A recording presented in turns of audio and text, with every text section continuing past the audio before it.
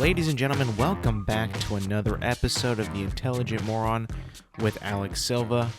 I hope you guys all had a very good, wonderful, festive, family, full, belly full Thanksgiving.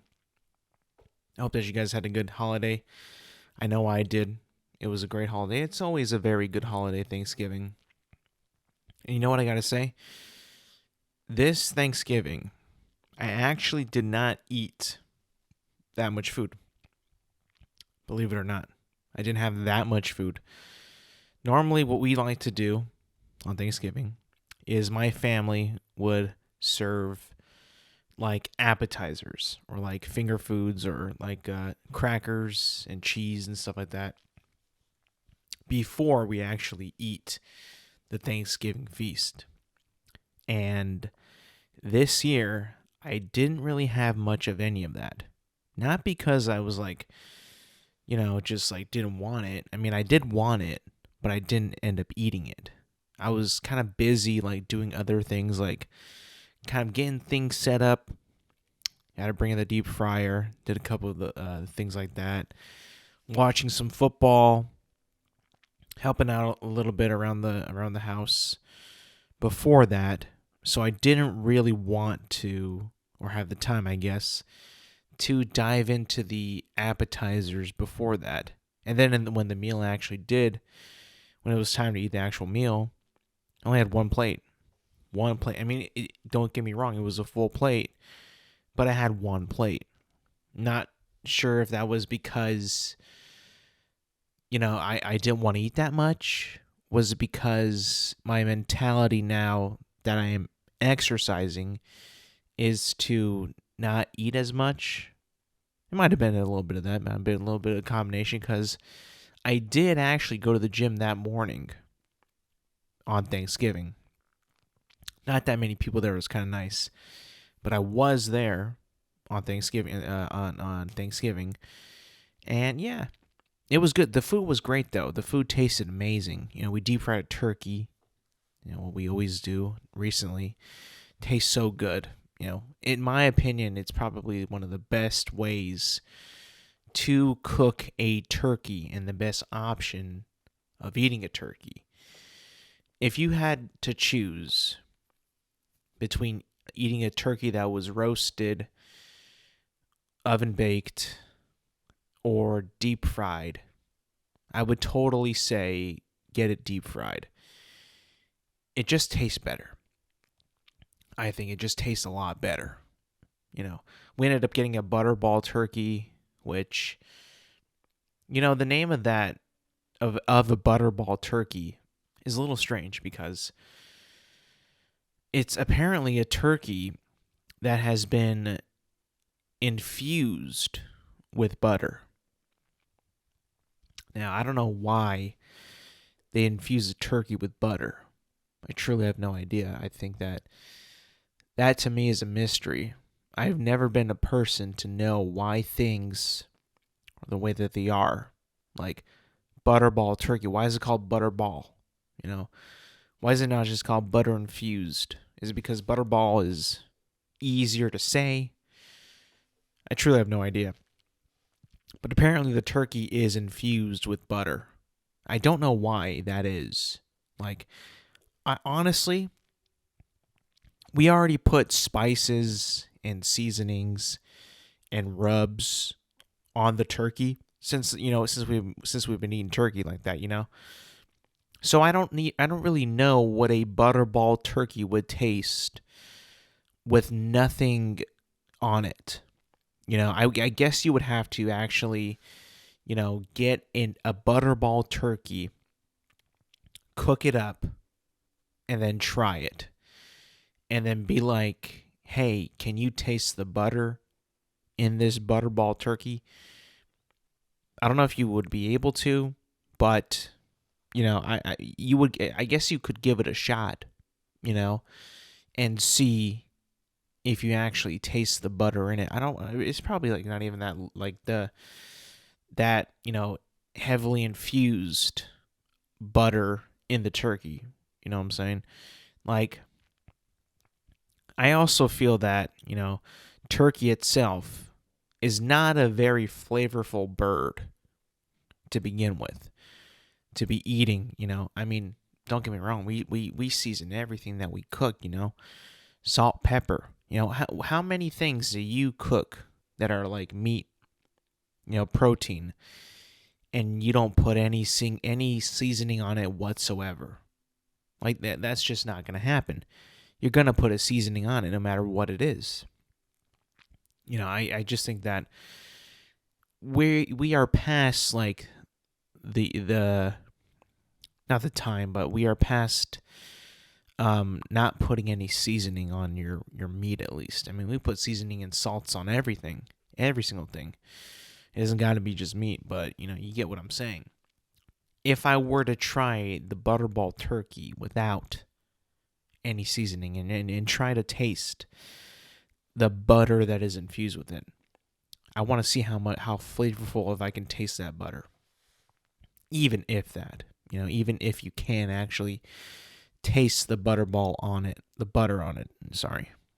You probably couldn't. It probably isn't even that infused. They just say, and also, I don't really use it. My family doesn't really use it. I've never really seen them use it.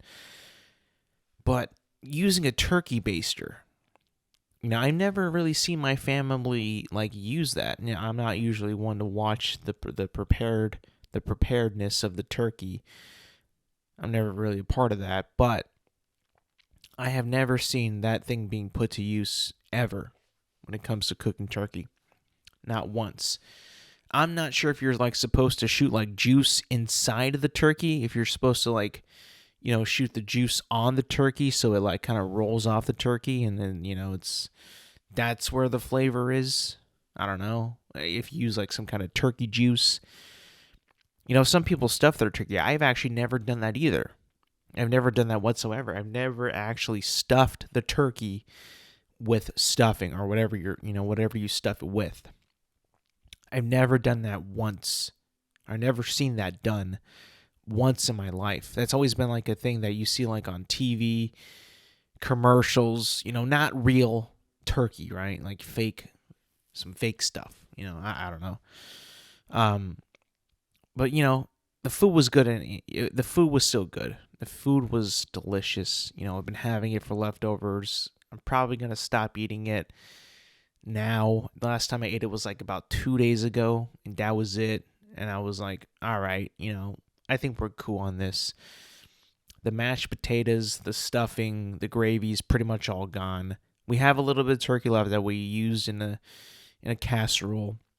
I think we still had some left over, but I think at this point now, it is time to dump all of the Thanksgiving leftovers. It's kind of a sad thing to do because you don't want to, because the food is still, good. The food is good. Like, the food isn't bad. It's not spoiled. It's not rancid. It's not too old. It's not too dry. It's still pretty good. But you don't really want it anymore. At a certain point, you're like, oh, more leftovers. I kind of want a pizza. Maybe I want a steak. I don't want no more turkey anymore. I'm kind of done with it. It's always the saddest part of the Thanksgiving experience is when you have to come to terms that it is time to throw out all of the leftovers from Thanksgiving. Like, because that the food is still good. It's still going to taste good. But for a fact that you shouldn't be eating it anymore. You should not be eating it. And I know, like, coming from a person like me, I don't like to waste any chow. I don't like to waste any food. Waste any, good food that is still has life in it, that you can still eat, that you can still consume, and not have to purchase or make anything new. But also at a certain point, you crave other things. You want to eat something other than what you've been eating for the past, I don't know, how long do you normally eat Thanksgiving leftovers? For me, it's about like maybe 3 or 4 days, 5, possibly if you push it, but if it's not, you know, if you don't need it, also like depends like how much you have of it. Like at a certain point, you're like, well, there's not enough for everybody, so we'll just toss it.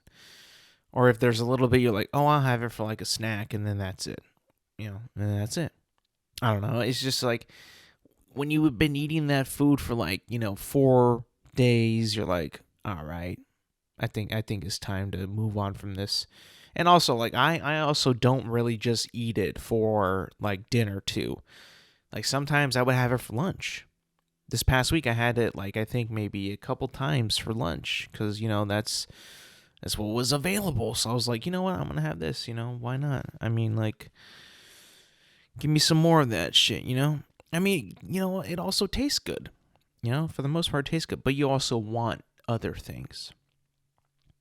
You want other food. You're like, all right, enough's enough. Let's move on. Speaking of moving on, though, I do want to move on. But I was also going to get to this when I was talking about Thanksgiving.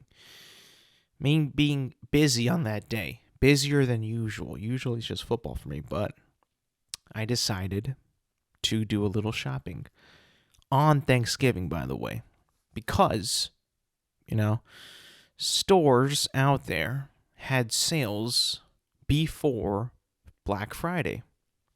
And you know what? I'm not typically a big Black Friday shopper. I'm not. But I was looking over what my family wanted for Christmas, what they wanted, what was on their lists. Pretty big lists, by the way. And I was thinking to myself, like, well, some of the things on here, I could probably get some, solid deals on Black Friday. And, because I had some time during Thanksgiving because the football games were all bad. So it wasn't like I was glued to my seat. I was, able to watch the games here and there, kind of walk away, do some things, walk around, come sit back down for a little bit, get back up and do other things. So I decided, you know what? I got some work to do. I gotta get busy here. I got to get ahead of this spending because I'm going to be spending some money here on my family for their Christmas presents. Now, I'm not going to tell you what I bought them because spoilers, it's a gift, But I was able to find some pretty good deals on things that, what? Sometimes, you don't really believe that sometimes that Black Friday has some pretty good deals because, I like myself, I never used to go Black Friday shopping, ever really.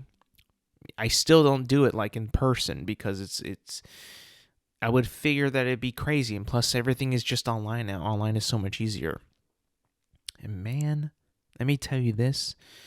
There were so many things that were on deals. So many things from like Best Buy, Amazon, Walmart, Macy's, Target. Man, I went all over the place. Compared, contrast, did some research, was looking at different products. Found some products that were cheaper on one site than the other for the same exact thing. And I was just going like crazy with the Black Friday shopping on Thanksgiving. And I gotta say, like, I'm actually pretty happy at the shopping haul that I did. Even though I did spend a lot of money, I did end up saving a ton of money, I think. Like, there was like a point thinking to myself, like, I'm buying so much shit. But then I'm looking at how much it would have cost me if I did not jump on these sales. And you know what? Tallied it up and I'm like, holy mother of God. Thank God I actually did it.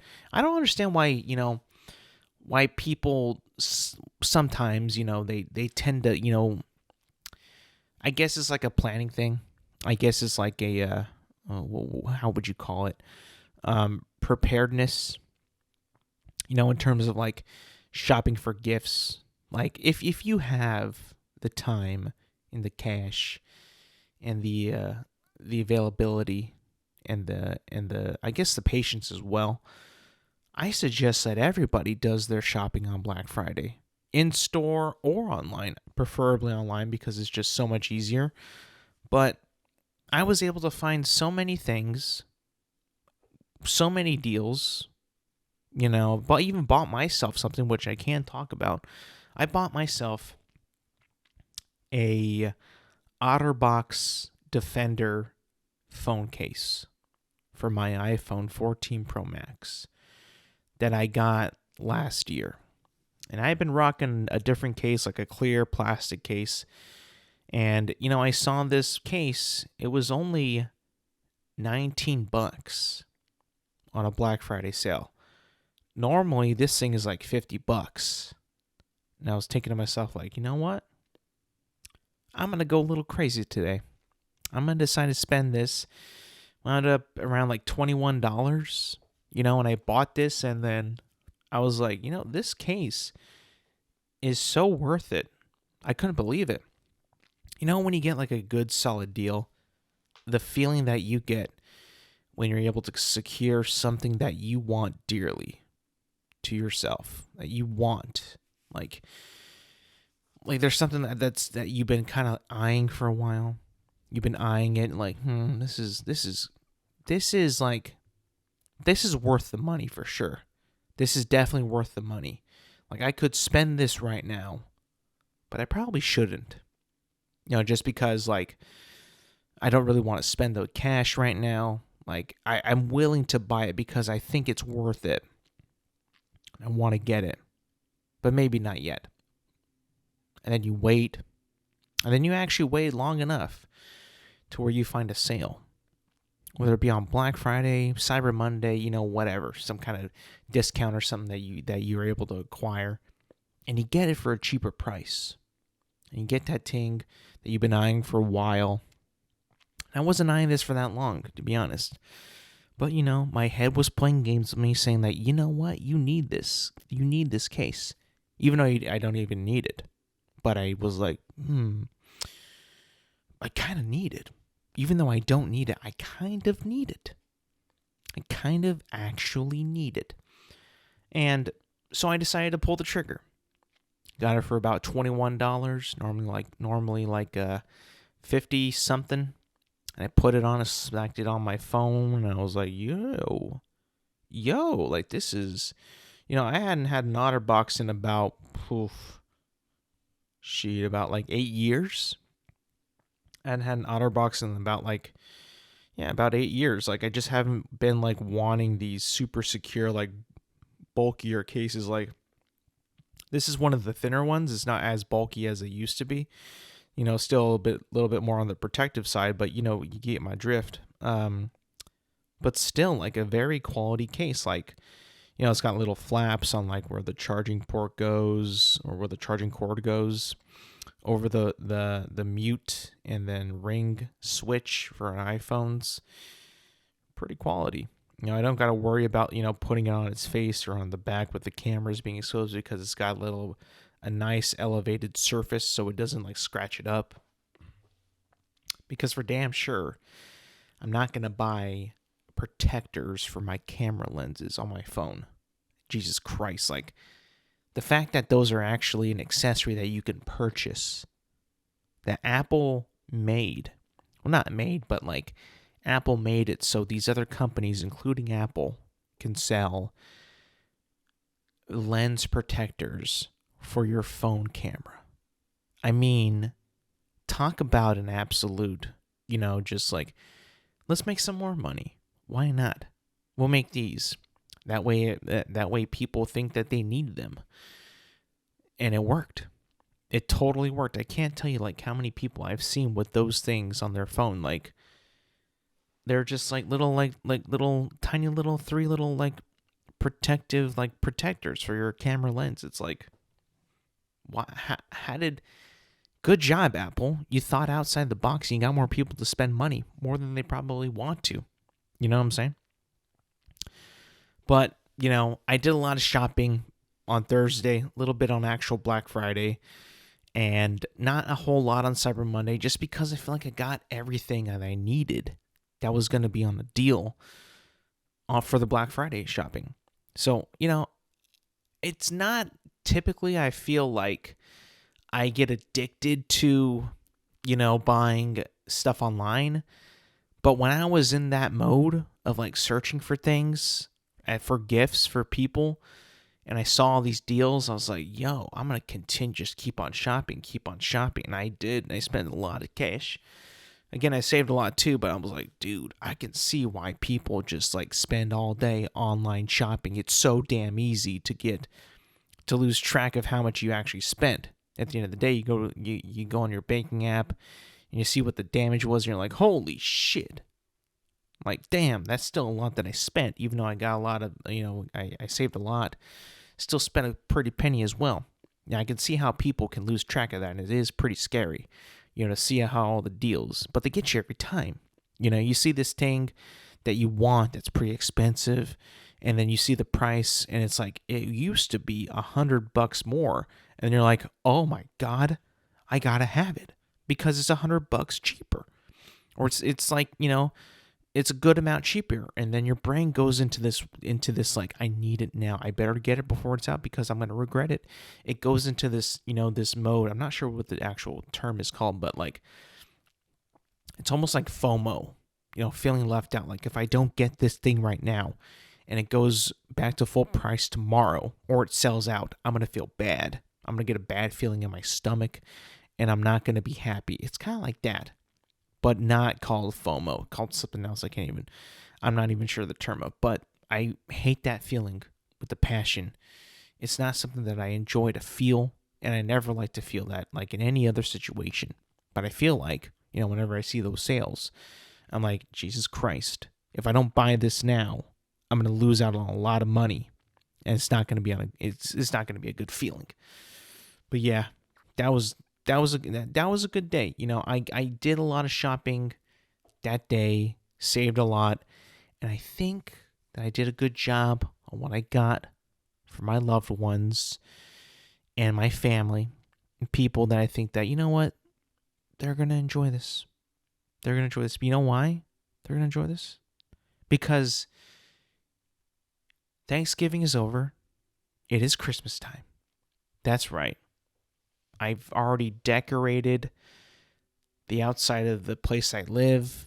I've already set up lights. I got more coming on the way. The inside is looking all nice and toasty. And I'm feeling it, man. Like, I'm feeling it. I was kind of feeling it, when it got closer and closer to Thanksgiving. And, just like kind of getting a little chilly as well with the weather changing. And, when you smell food that's cooking on Thanksgiving and it's all warm in your house, it's hard not to think of like what is upon us, being Christmas time, because it's a special time of the year.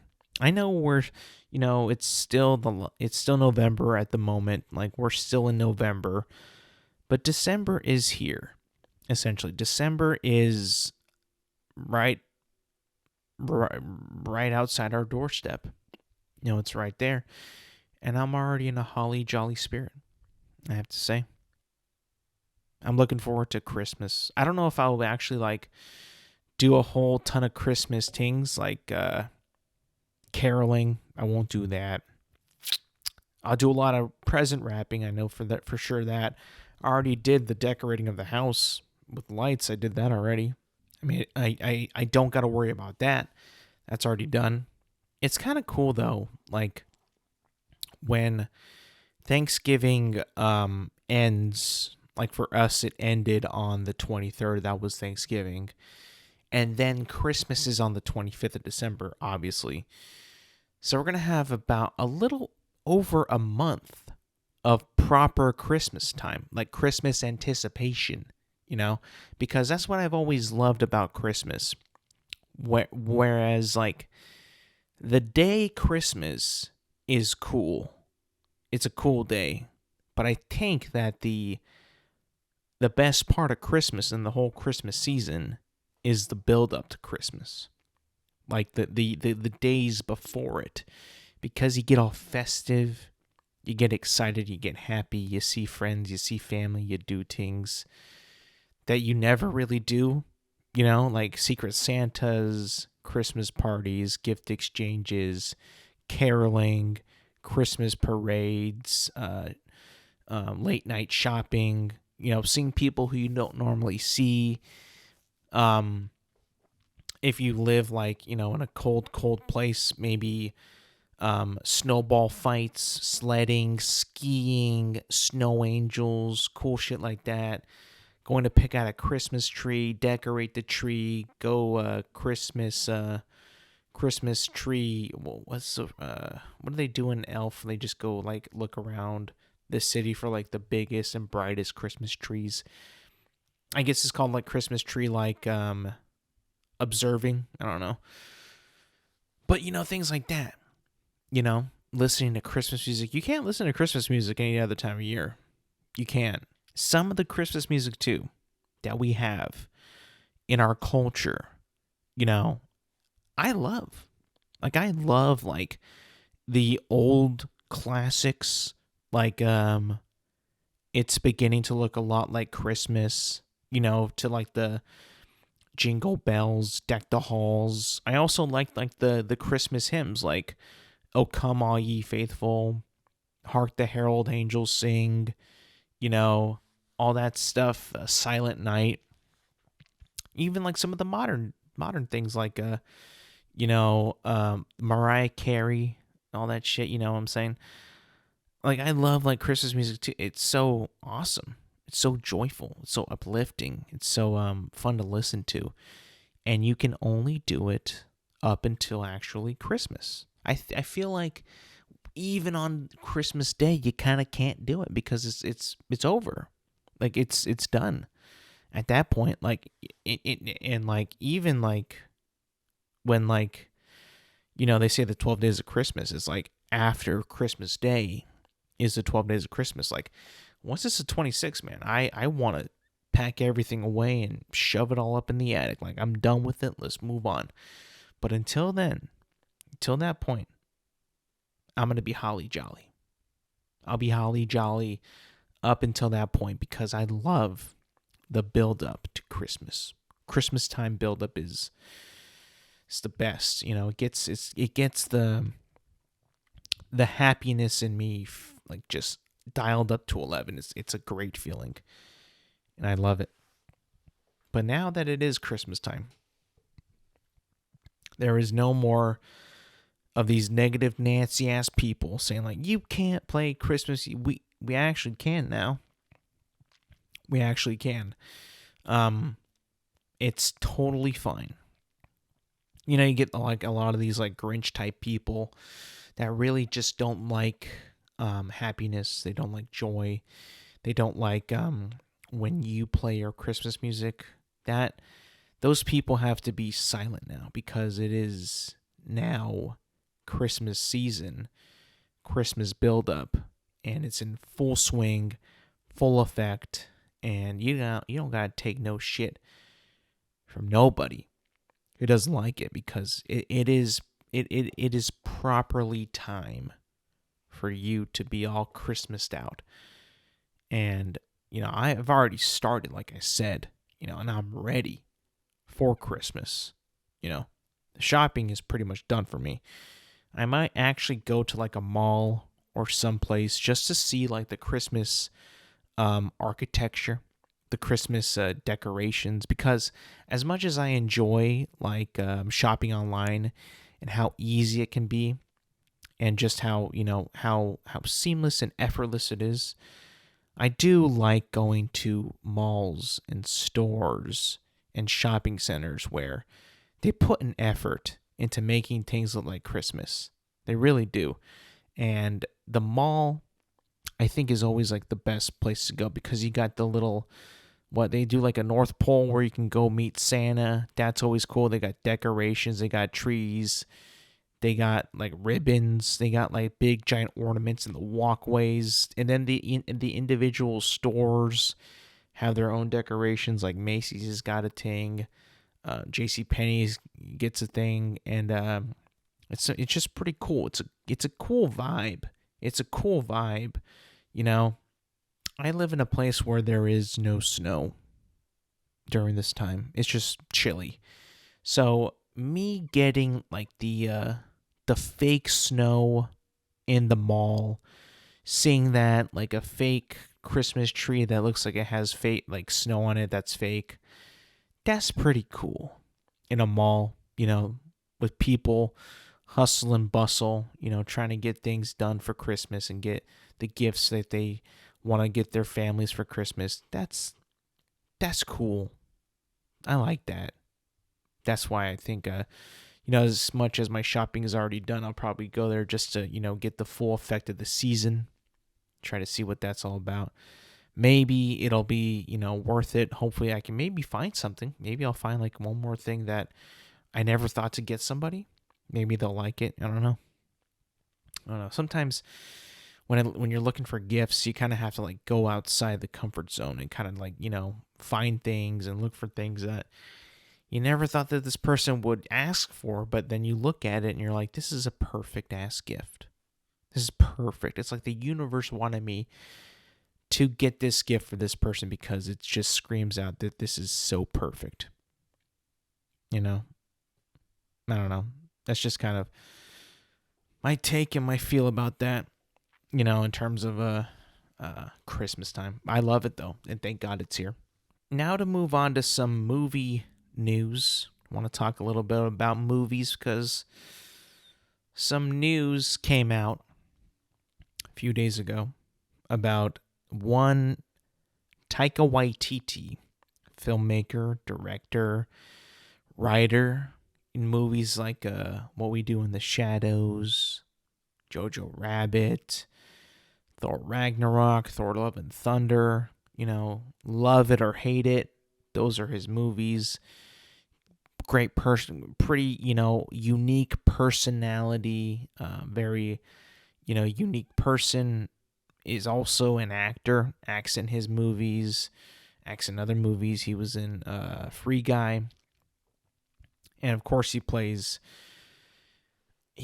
what was his character's name in Thor? Korg. Yeah, he played the rock giant Korg in the Marvel Cinematic Universe. And, speaking of Marvel Cinematic Universe, he essentially said that he never wanted to do Marvel movies. He never wanted to get into doing Marvel movies and, wasn't something that he wanted to do. And he said that he did it for money because he said that he was poor and needed money. Now, I mean, any person, first of all, Taika Waititi is a filmmaker. Now, most people, see director, producer, writer, and they're like, well, that's cool, that's artsy, but that's also their job. Like they are actually paid a wage to make movies, write movies, direct movies. Like they are actually paid a wage to do that, and that is pretty much all they do. That is their profession. That is their contribution to the workforce. For your entertainment rests on their shoulders. Like you pay the movie ticket to see the movie that this person wrote, directed, and then these other people to act in it, the producers to get everything together to assemble all this, the studio to greenlight it, to distribute it. You pay for that. Those are working jobs that we, as audience members, fans, moviegoers, go to the movies to watch movies, to watch film, to hopefully watch cinema. And, this comment of him, well, first of all, the comment of him not wanting to do Marvel does not surprise me. If he's not a comic book person, why would he want to do a movie that is based on comic book source material and a comic book character like Thor? Why would he? Well, he said he was poor and needed money. Now, that is, a good enough reason for anybody to do anything. You people probably do jobs that they don't want to do, but they need it. They do them because they need money. They need the cash. They need to be able to provide for themselves, their families, their children, you know. And, the money that Taika Waititi is making now was probably substantial to what he was making about 10 years ago. I would say that there would be a pretty good, decent jump in income from 10 years ago to now, based on his success of Thor Love and Thunder, how much that made, and the doors that movie opened for him after he did that movie. With success comes opportunity. That's just what happens, at least in the movie business. At least in the movie business, when someone sees that you can do things, that you can make money, that you can make a blockbuster and get people to watch movies, you're going to get some opportunities. That's just what happens in that business. So, hearing the comments were like, he did it for money, obviously. That's true. That's what everybody in that business does it for. They do it for money. Now, my question is, though, is to Marvel. If Marvel, knew that he didn't really care about the source material, if he didn't really care about the character, or even like Marvel comics in general, or even Marvel anything, would they have still offered him to do a second Thor movie? And also write the second Thor movie? Like, would they let him do that? I don't really know, if I'm being completely honest, because as we all know, Thor Ragnarok, when that came out, that was not written by Taika Waititi. That was only directed by him, so he didn't really have much of a say when it came to the story itself. In Thor Love and Thunder, he wrote it with one other person. The other people that were credited in the written credits are one other person by the name of Jennifer Caitlin Robinson, and the rest are like the creators of the characters of who appear in the movie, like Stan Lee and all these guys. Like the comic book character creators are also credited in as writers, But it seems like it was mainly him and this woman. And if this woman, I don't know how much she had in it, involvement. It does kind of seem like this is like his thing, like this is like his vision and what he wanted to do. And based off of me watching that film, I got the sense of that it was just like an actual mockery of the character, the universe, and like almost a big F you to the audience as well, who actually give a shit about Thor, which is not okay. And this is where I think that, because he didn't care about the character, obviously he didn't care about the film and how it, honors and how it adds to the character, or he thinks that it would add to the character when it actually did not add to the character. It's kind of sad. It's actually kind of sad because you get people that don't care about something and you want them to make a movie on it and you want them to write the movie. And in order to write a movie, you have to, one, know how to write a movie. Two, I think you would have to like what you're writing about to make a movie. Like someone who, or at least maybe not like, but actually care, or want to. Like, again, in this thing, it said he did not want to be involved with Marvel.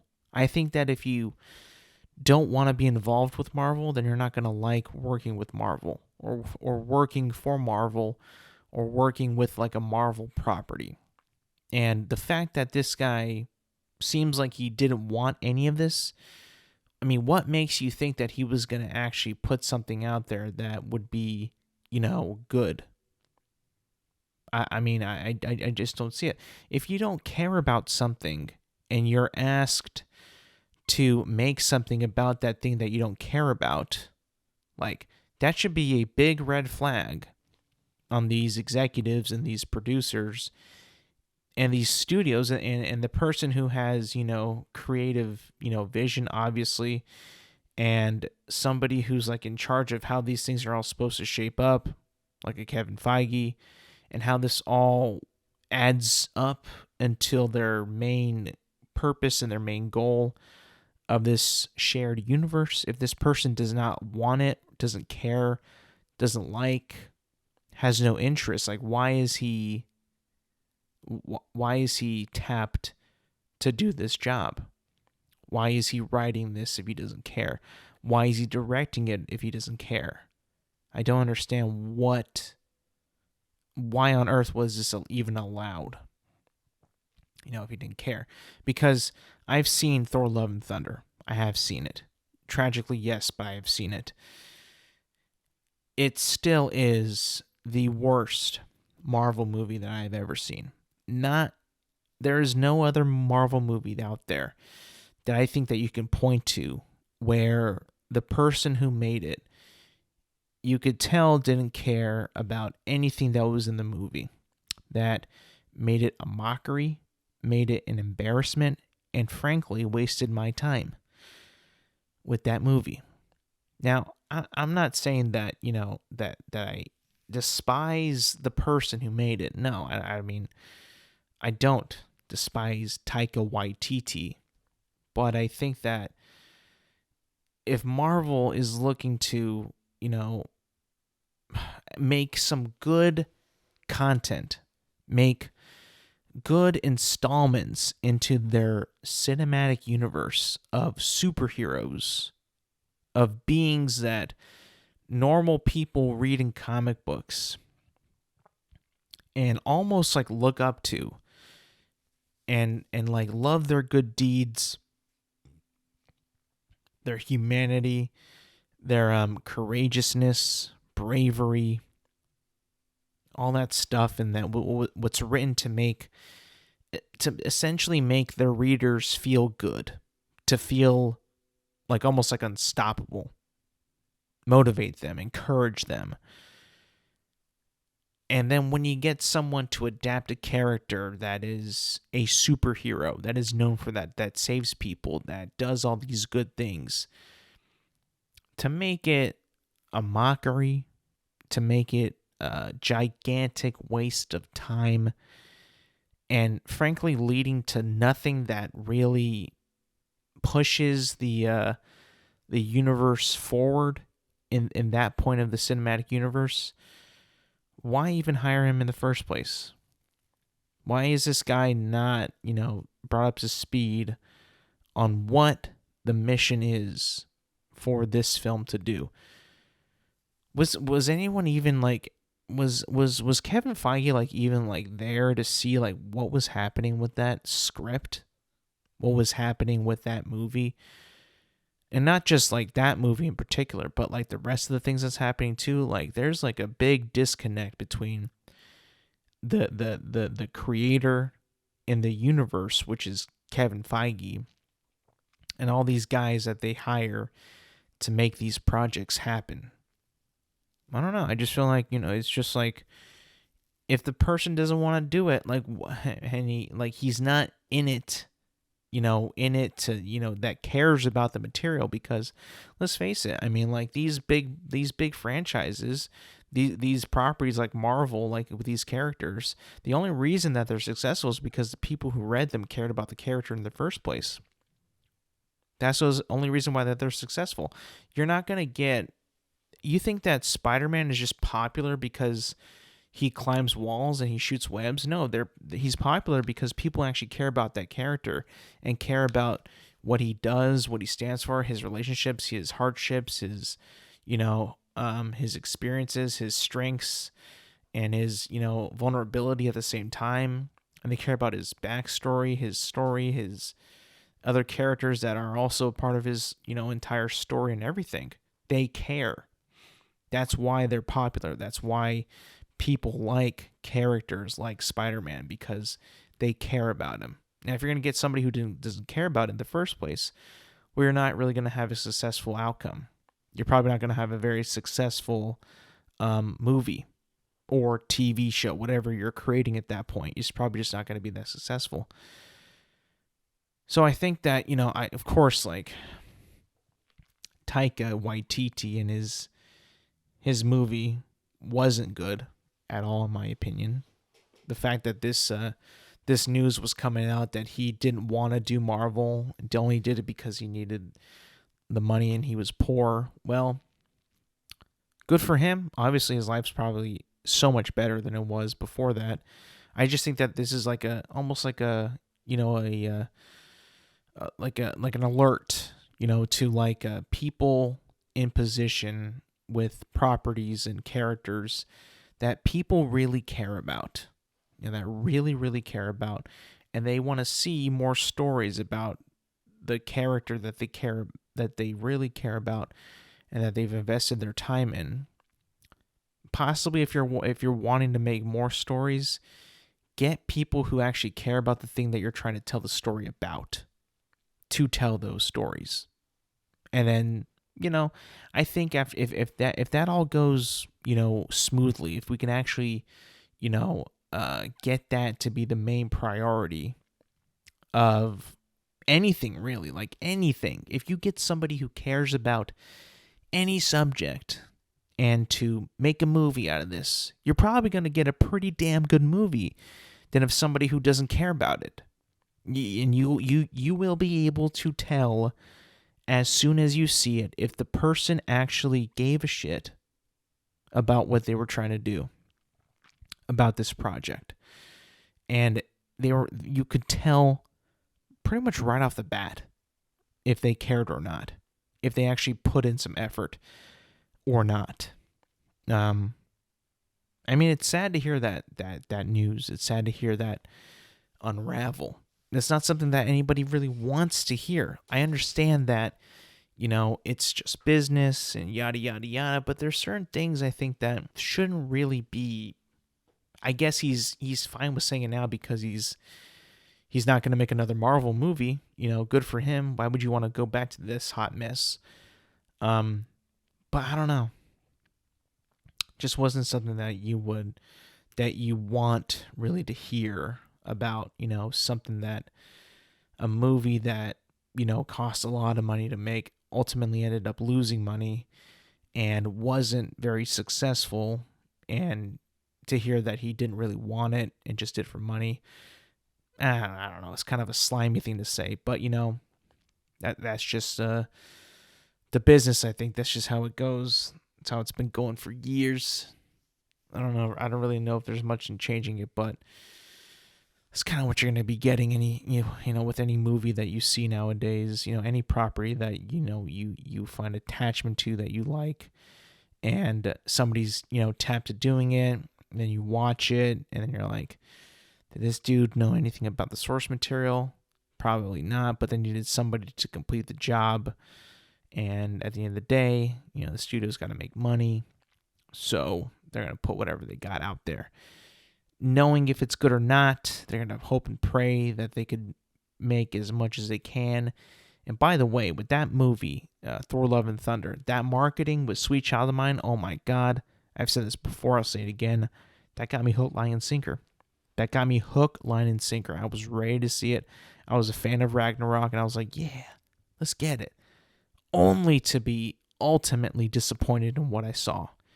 Again, I only saw it on Disney Plus. I didn't see it in theaters, and thank God I didn't, because I probably would have walked out of the theater. Last thing I want to talk about you guys today is a movie review. Movie review of Napoleon.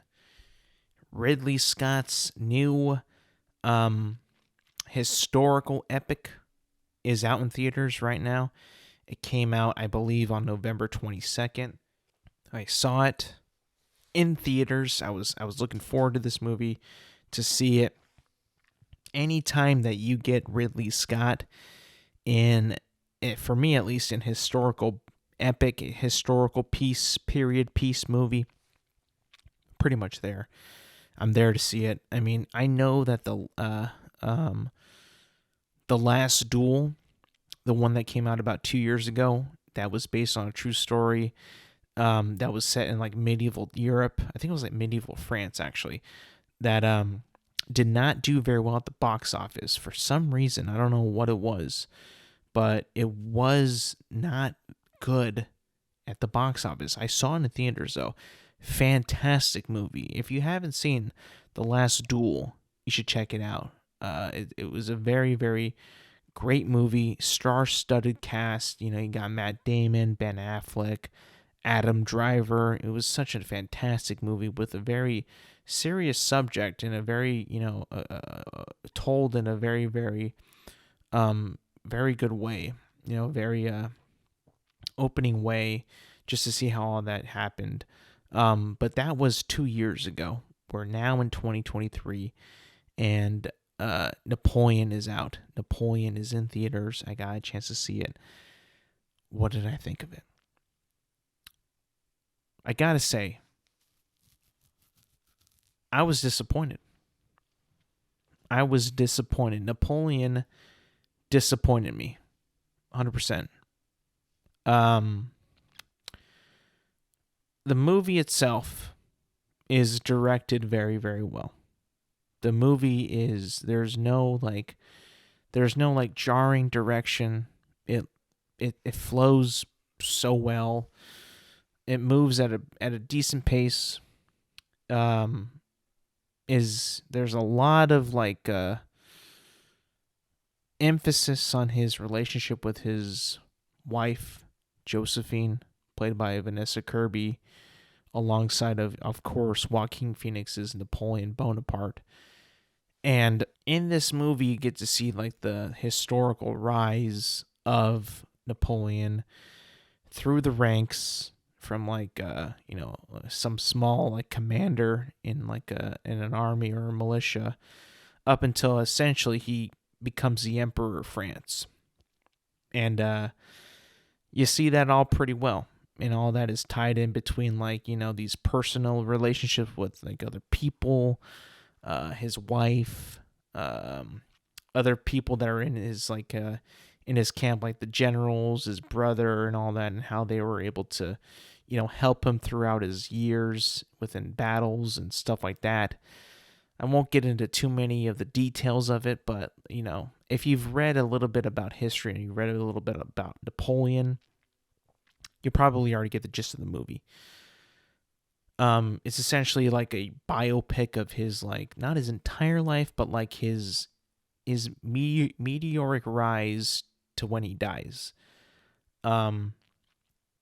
But like the movie itself, though, like when I look at these movies and I look at like, what am I gonna be feeling through this? Because like the movies that he's done in the past, like Gladiator and The Last Duel, like I was able to feel that in these movies that he was kind of like giving me like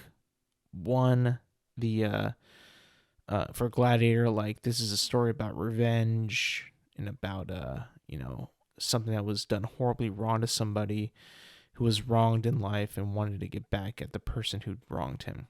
And you felt that in Gladiator. Like you felt it throughout the entire movie.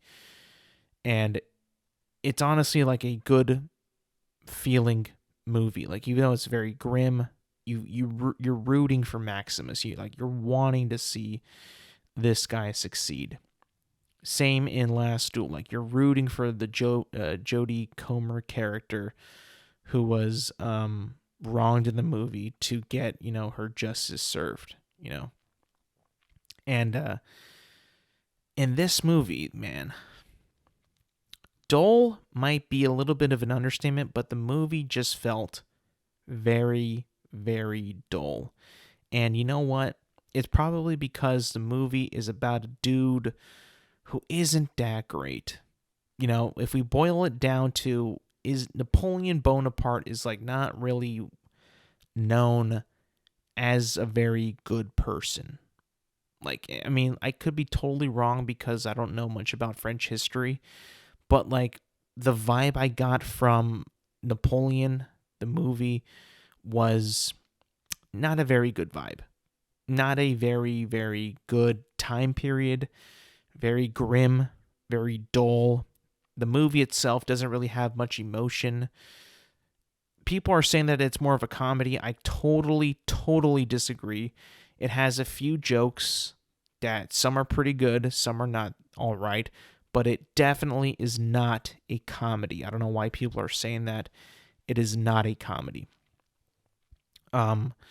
I had actually no problem with the humor in it because the humor to me was very realistic. It was very like relatable. It was like kind of like breaking the ice tension type of humor, which to me is not comedy.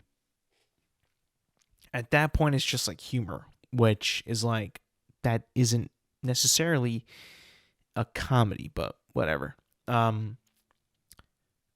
The music in the movie is terrible.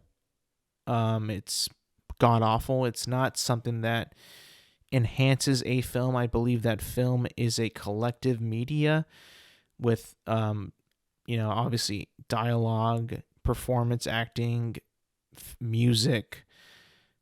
The music is essentially not there in this movie, and you can totally feel that. Maybe if this movie had some decent music, it would probably elevate the score, for me at least. But it just wasn't there. It was the music selection and the music choices in this movie, pretty awful. If I have to be honest, it's pretty awful. The one things that I was kind of hoping that would really steal the movie, would be the battle sequences in this film. But they're not even that good either. Like, a lot of the battles to me are very like a whole lot of extras that you see in the battles. Like, you see like there's like fields of extras, like fields of actual people that are performing this scene of a battle. But the direction of the action, the direction of the battle itself is done very poorly, where you don't really feel like you're, the battle is all that intense.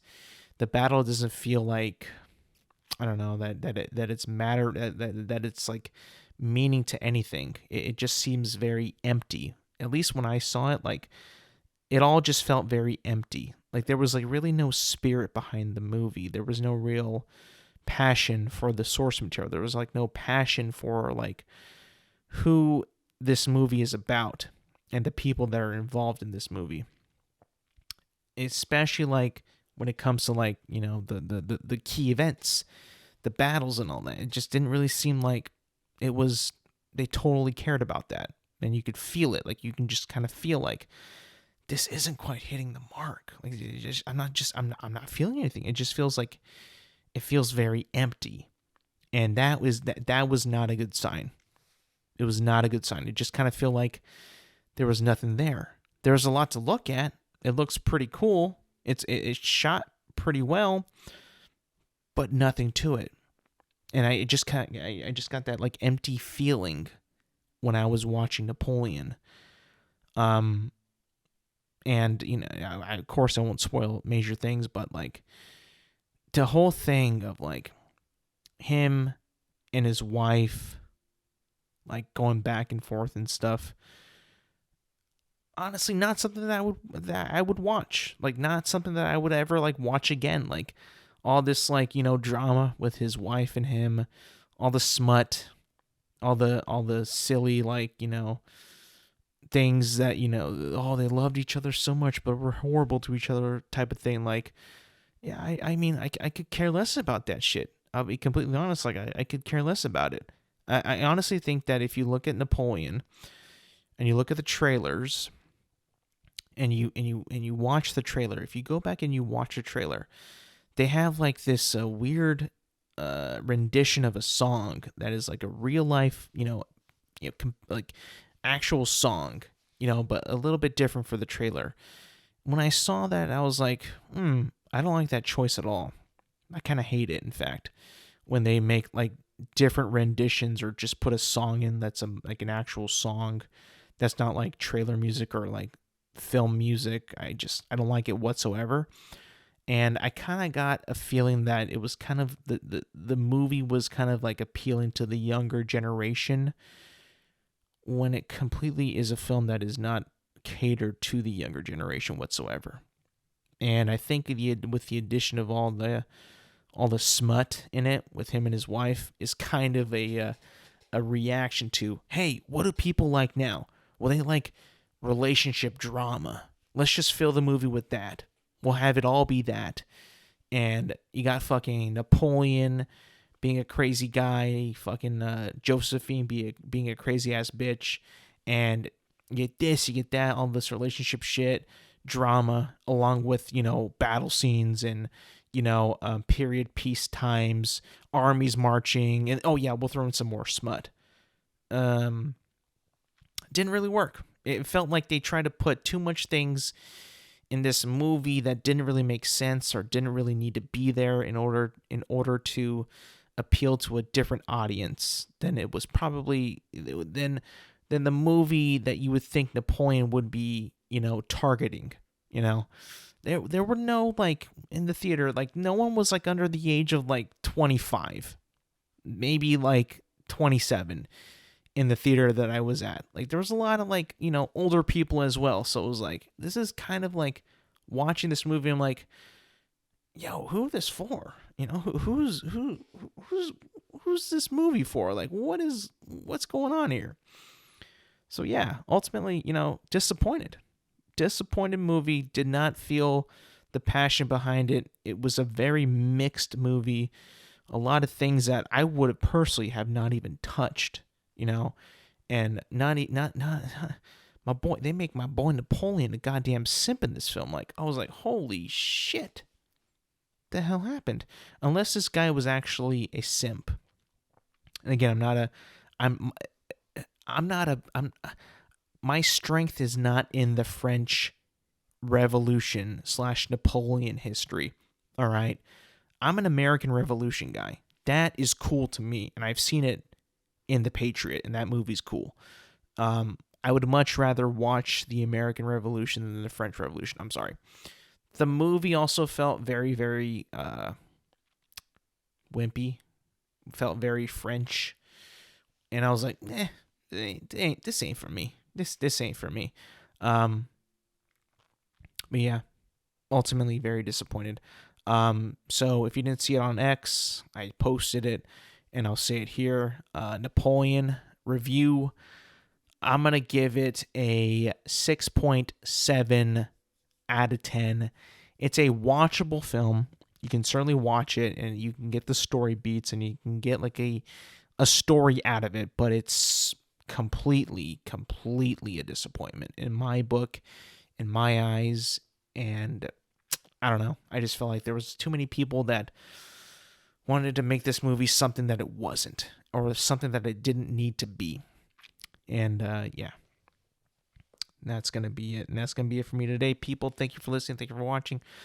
Remember, you can find this podcast on Apple Podcasts, Spotify, and YouTube at Intelligent Moron with Alex Silva. New episodes drop every Thursday morning.